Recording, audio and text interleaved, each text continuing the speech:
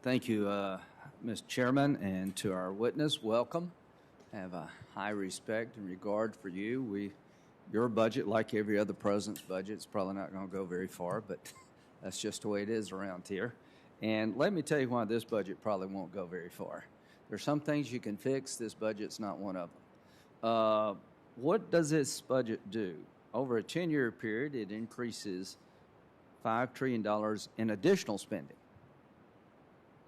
On top of what we already spent, $5 trillion over 10 years. It raises taxes to $3.6 trillion. What does that mean for everybody working out there?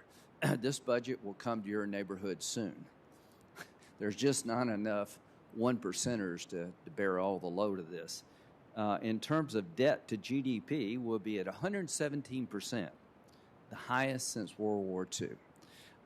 What does it do in terms of taxes? 20% of GDP will be taxes, the highest level in the history of country. And we're competing in a world where people are trying to be more competitive. Businesses can go anywhere in the world to do business, and I think a lot of them will be choosing another spot other than the United States because we'll drive them offshore. This tax and spend budget will break the back of our economy and will destroy future generations' ability to achieve the American dream that most of us have had a shot at, because we'll sink them with debt.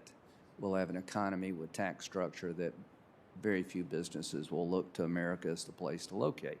Other than that is fine. The real problem with the budget is on the defense side. You know this gun butter debate? There's enough butter in this bill to call a heart attack for everybody in the world. This is the most cholesterol-laden budget I've ever seen. 17% increase for non-defense spending. 1.6% increase for defense spending. In a dangerous world, this budget increases defense spending less than inflation. Increases non-defense spending by 17%. If you don't have a television, you need to buy one. Look what's going on in the world. The Iranians are marching toward a nuclear weapon, 60% enrichment. We have Russia rattling the neighborhood it lives in. Afghanistan, we're about to withdraw, and ISIS and unfortunately Al-Qaeda types are going to reemerge. We've got North Korea threatening every day to expand their nuclear program. The Chinese are up to no good on every front. The incursions into friendly airspace by Russia and China at an all-time high. So our response is to basically neuter our defense capabilities. Mr. Chairman, how do you grow the Defense Department to compete with the technologies being developed by Russia and China if our defense spending is less than inflation? Their spending is not less than inflation. So this budget, I think, is blind to the world in which we live in terms of military threats. It has an approach to the role of the federal government that will destroy free enterprise.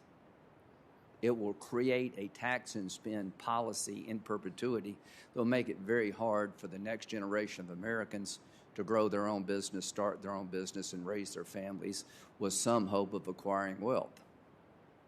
71% of all taxes in America are paid by people that make over $500,000.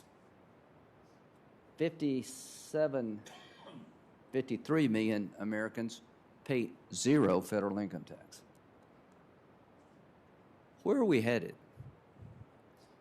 This budget, in my view, will destroy the ability to create new jobs in this country, will create a debt burden on future generations that would be devastating, and would, at a time of great danger, strip America of being able to maintain a qualitative edge over those who wish us harm. This is a very ill-conceived budget. It will get no support on this side, and I hope, working with Democrats and Republicans, we can find a way to have a budget that doesn't have 17% increase for non-defense and 1.6 increase for defense spending in this dangerous world in which we all live, and that we do not institutionalize tax rates and debt that are beyond the ability of the American people to flourish and survive. Thank you. Thank you, Senator Graham.